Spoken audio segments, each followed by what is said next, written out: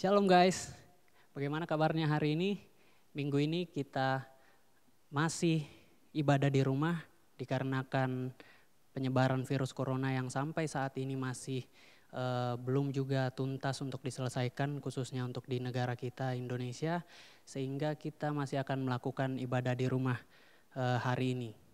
Nah, untuk kesempatan kali ini saya akan men-sharingkan firman yang tidak jauh-jauh dari hal kesehatan, yang mana saya beri judul yaitu bagaimana menjaga hati tetap sehat.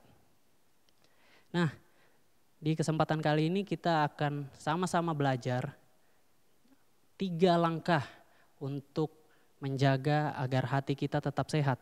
Bagaimanakah caranya? Saya ajak kita semua untuk membuka ayat di Markus 12 ayat 28 sampai dengan 37. Markus 12 ayat 28 sampai 37 saya akan bacakan. Lalu seorang ahli Taurat yang mendengar Yesus dan orang-orang Saduki bersoal jawab dan tahu bahwa Yesus memberi jawab yang tepat kepada orang-orang itu, datang kepadanya dan bertanya, "Hukum manakah yang paling utama?" Jawab Yesus, "Hukum yang terutama ialah, dengarlah hai orang Israel, Tuhan Allah kita, Tuhan itu Esa. Kasihilah Tuhan Allahmu dengan segenap hatimu dan dengan segenap jiwamu dan dengan segenap akal budimu dan dengan segenap kekuatanmu. Dan hukum yang kedua ialah, kasihilah sesamamu manusia seperti dirimu sendiri. Tidak ada hukum lain yang lebih utama daripada kedua hukum ini." Lalu kata ahli Taurat itu kepada Yesus, "Tepat sekali Guru, benar katamu itu, bahwa Dia Esa dan bahwa tidak ada yang lain kecuali Dia. Memang mengasihi Dia dengan segenap hati dan dengan segenap pengertian dan dengan segenap kekuatan dan juga mengasihi sesama manusia seperti diri sendiri adalah jauh lebih utama daripada semua korban bakaran dan korban sembelihan." Ayatnya yang ke-34, Yesus melihat bagaimana bijaksananya jawab orang itu dan ia berkata, "Engkau tidak jauh dari kerajaan Allah." Dan seorang pun tidak berani lagi menanyakan sesuatu kepada Yesus. Pada suatu kali, ketika Yesus mengajar di Bait Allah, ia berkata, "Bagaimana ahli-ahli Taurat dapat mengatakan bahwa Mesias adalah anak Daud?" Daud sendiri oleh pimpinan Roh Kudus berkata, "Tuhan telah berfirman kepada Tuanku, duduklah di sebelah kananku, sampai musuh-musuhmu kutaruh di bawah kakimu." Daud sendiri menyebut dia tuannya. Bagaimana mungkin ia anaknya pula? Orang banyak yang besar jumlahnya mendengarkan dia dengan penuh minat. Nah, sampai dengan pembacaan kita di ayat ke-37, kita dapat lihat bahwa khotbah Yesus atau ajaran Yesus ini adalah ajaran yang menarik buat banyak orang. Kita bisa lihat di ayatnya yang ke-37 dikatakan banyak orang mendengarkannya dengan penuh minat. Jadi ini adalah sebuah ajaran yang menarik dan banyak ajaran dari Yesus yang bertentangan dengan yang dunia ajarkan. Salah satunya adalah kasih, tentang kasih. Bagaimana Yesus mengajarkan tentang kasihilah Allah dengan segenap hatimu, dengan segenap jiwamu. Dan yang kedua adalah kasihilah sesamamu manusia seperti dirimu sendiri. Kita tahu bahwa Yesus menginginkan kita untuk mengasihi sesama manusia, bahkan dengan orang-orang yang mungkin musuh kita, mungkin yang mengecewakan kita, mungkin yang membuat hati kita terluka atau membuat kita sakit hati. Tuhan Yesus tetap mau kita untuk melakukan itu, tetap untuk mengasihi mereka.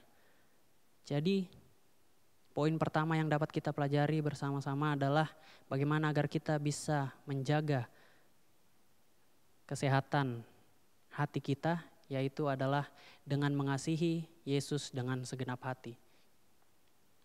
Kalau mau disimpulkan dari ayat yang kita baca tadi,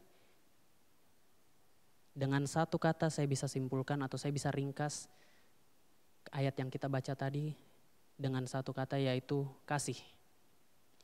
Yesus menekankan bagaimana kita sebaiknya mengasihi Tuhan dengan segenap hati kita, mengasihi sesama seperti kita mengasihi diri sendiri, dan mengatakan kalau itulah perintah yang utama, yang terutama yang harus kita lakukan.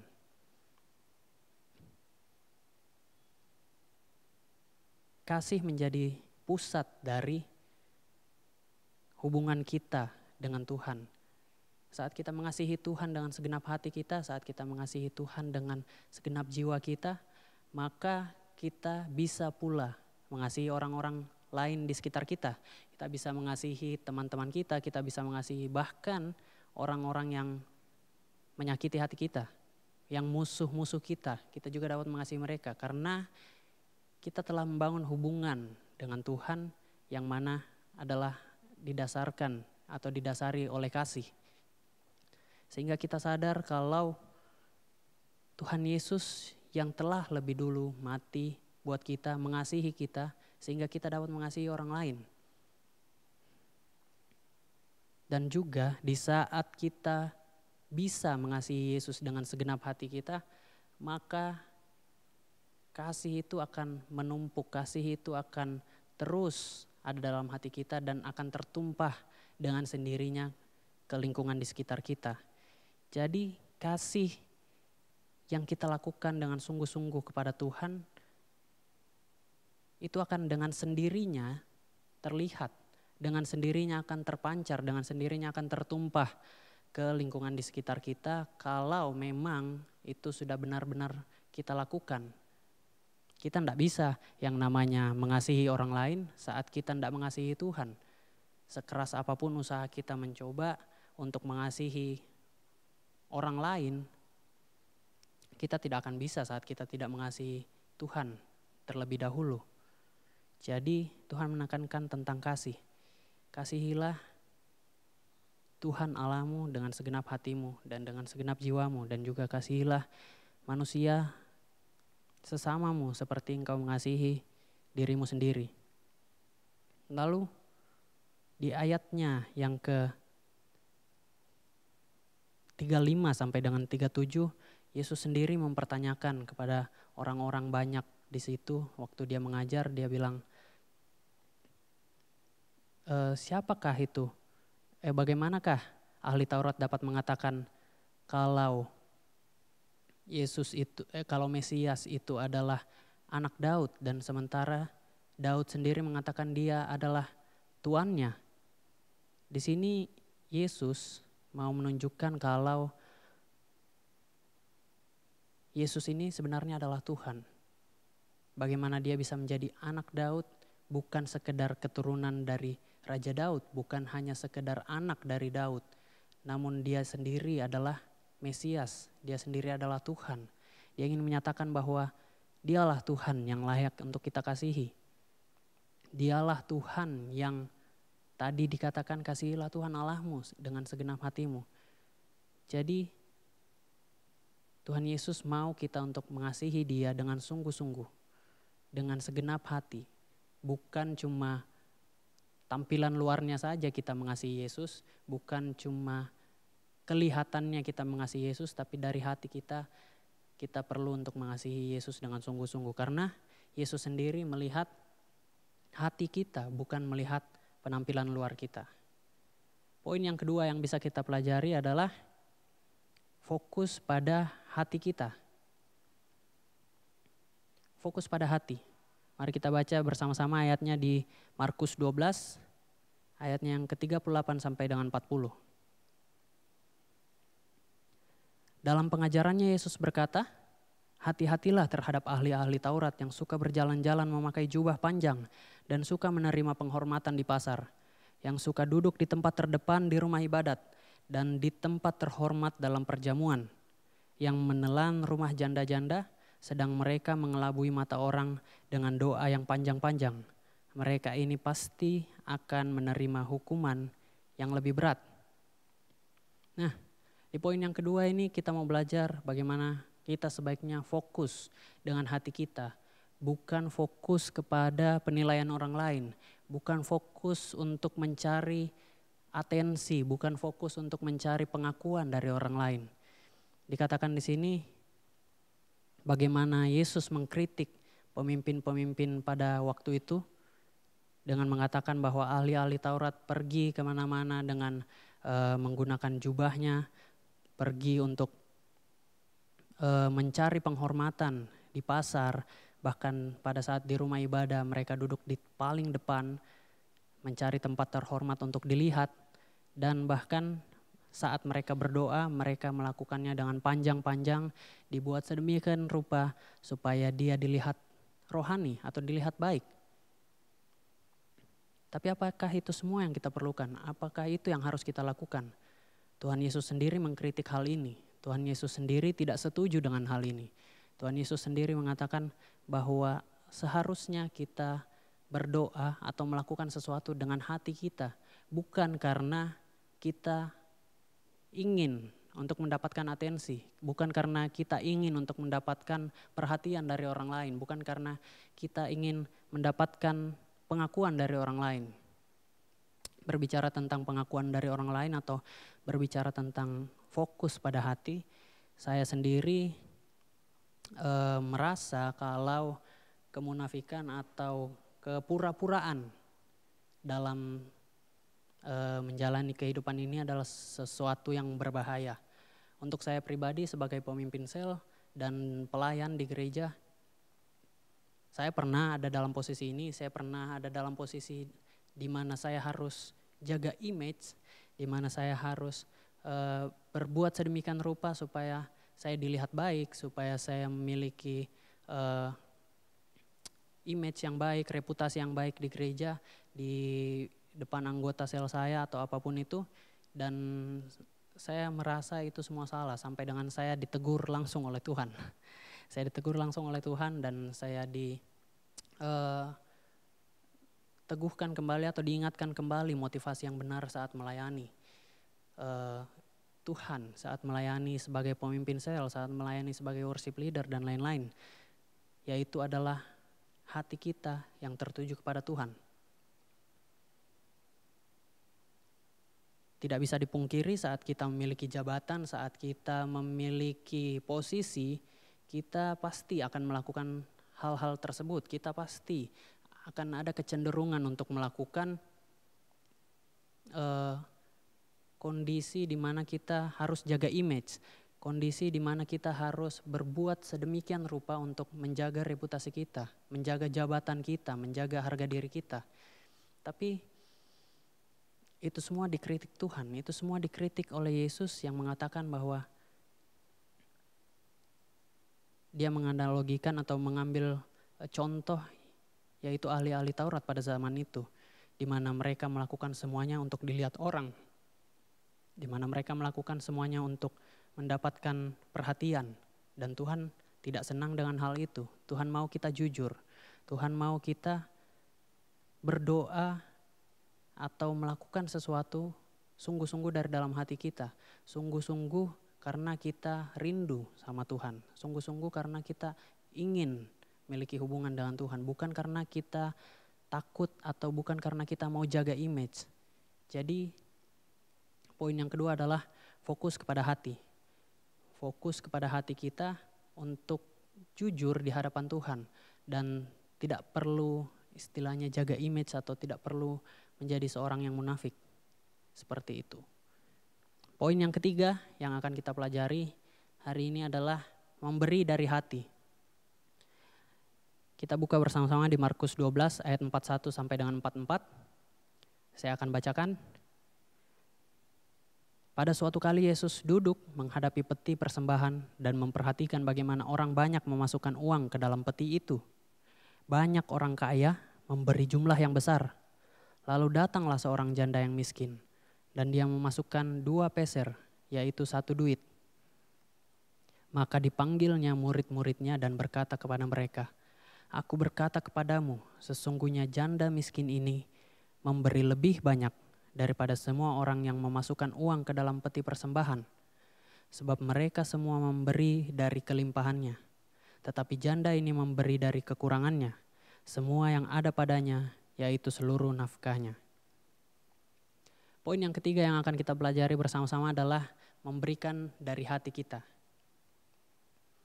dalam ayatnya yang ke-41 sampai dengan 44, Yesus berkata, lihatlah kepada janda itu yang memberikan semua yang dia miliki untuk persembahan kepada Tuhan. Tuhan tidak pernah peduli dengan ukuran dompet kita. Tuhan tidak pernah peduli dengan kekayaan kita. Tuhan tidak peduli dengan berapa banyak sih yang kamu kasih. Yang Tuhan peduli adalah hati kita saat kita memberi. Hati kita saat kita melakukan sesuatu. Kita bisa saja kasih persembahan yang besar. Tapi hati kita tidak niat, hati kita tidak sungguh-sungguh saat melakukannya. Atau kita bisa melakukan pelayanan dengan luar biasa. Tapi hati kita tidak sungguh-sungguh melakukannya. Mungkin kita mencari atensi seperti di poin kedua tadi. Mungkin kita cari pengakuan. Kita mempunyai motivasi yang salah saat kita melakukan atau saat kita memberi. Dan yang Tuhan mau ajarkan adalah berikanlah dengan hati. Dikatakan bahwa janda itu memberi lebih banyak daripada semua orang yang memberi. Dikatakan di ayatnya yang ke-43, aku berkata kepadamu sesungguhnya janda miskin ini memberi lebih banyak daripada semua orang yang memasukkan uang ke dalam peti persembahan. Sebab mereka semua memberi dari kelimpahannya, tetapi janda ini memberi dari kekurangannya, semua yang ada padanya, yaitu seluruh nafkahnya. Yesus rindu untuk kita memberikan semua yang kita punya, memberikan apa yang kita punya dengan sungguh-sungguh, dengan segenap hati kita. Bukan memberikan sesuatu yang mungkin kita merasa, saya punya banyak kok, saya punya banyak uang, jadi saya bisa kasih yang banyak juga. Tuhan tidak melihat nilai, Tuhan tidak melihat berapa besar persembahan yang kita kasih. Atau berapa banyak pelayanan yang kita lakukan. Yang Tuhan lihat adalah hati kita saat kita melakukan atau saat kita memberi. Apa yang kita berikan, apa yang kita kasih, apa yang kita lakukan, itu menunjukkan bagaimana keadaan hati kita. Jadi saat kita melakukannya dengan sungguh-sungguh, saat hati kita sungguh-sungguh rindu untuk memberi atau melakukan sesuatu, maka yakin dan percaya hasilnya pun akan baik. Maka yakin dan percaya Tuhan pun akan turut bekerja, Tuhan pun akan turut memampukan kita untuk melakukan hal yang kita lakukan itu. Dan memberi banyak bukan berarti apa yang kita berikan akan diterima Tuhan. Memberi banyak tanpa hati yang sungguh-sungguh atau tanpa hati yang rindu untuk memberi, itu tidak ada nilainya, itu tidak ada gunanya. Tuhan tidak menganggap semuanya itu. Kita bisa lihat contohnya dari janda ini, di mana dia memberikan yang mungkin nilainya tidak seberapa, mungkin nilainya sangat sedikit dibandingkan dengan yang lain. Tapi justru itulah yang menarik perhatian Yesus sendiri saat melihatnya. Justru itulah yang Yesus jadikan contoh untuk kita pelajari bersama-sama. Jadi manusia atau dunia melihat pada penampilan luar. Manusia atau dunia melihat pada berapa besar yang kita kasih. Berapa banyak nilainya yang kita kasih, yang kita berikan. Namun yang Yesus lihat adalah hati kita. Sikap hati kita itulah yang terutama, yang terpenting di hadapan Tuhan. Jadi hari ini kita belajar 3 hal untuk menjaga hati kita agar tetap sehat. Yang pertama adalah bagaimana kita mengasihi Yesus dengan segenap hati kita. Dan yang kedua adalah fokus kepada hati kita atau jujur dalam melakukan sesuatu. Jujur dalam pelayanan, jujur dalam doa, jujur kepada Tuhan. Fokus kepada hati, bukan kepada atensi atau penghormatan atau pengakuan dari orang lain. Dan yang ketiga adalah memberi dari hati. Memberi dari hati, memberikan dengan segenap hati, dengan sungguh-sungguh. Yesus tidak melihat nilainya, tapi Yesus melihat hati kita saat kita memberi. Itulah 3 hal yang bisa kita pelajari bersama-sama tentang bagaimana mengasihi atau bagaimana menjaga hati kita untuk tetap sehat. Terima kasih, Tuhan Yesus memberkati. Sampai jumpa.